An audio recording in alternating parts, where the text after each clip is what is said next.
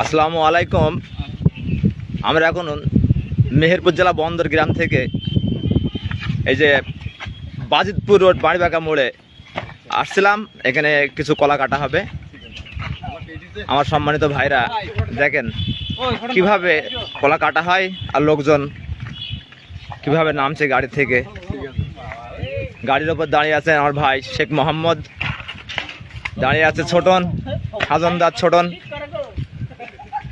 এই যে আমার ছোট ভাই তুতা, সে একজন সাজনদার। লোকজন দেখেন কিভাবে পানির মধ্যে দিয়ে কলাটা আনবি। দেখেন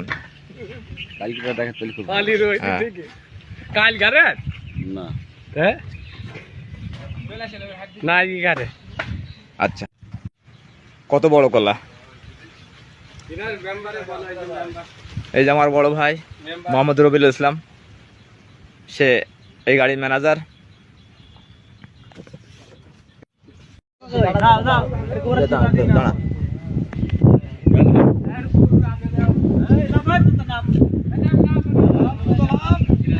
আসসালামু আলাইকুম।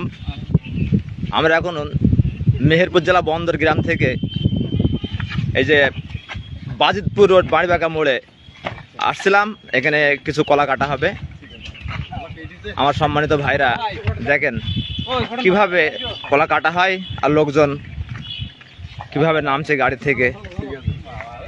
গাড়ির ওপর দাঁড়িয়ে আছে আমার ভাই শেখ মোহাম্মদ, দাঁড়িয়ে আছে ছোটন, সাজনদার ছোটন। এই যে আমার ছোট ভাই তুতা, সে একজন সাজনদার। লোকজন দেখেন কিভাবে পানির মধ্যে দিয়ে কলাটা আনবি। দেখেন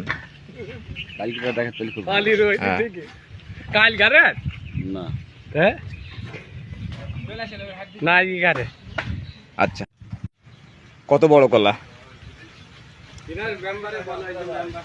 এই যে আমার বড় ভাই মোহাম্মদ রবিউল ইসলাম, সে এই গাড়ির ম্যানেজার।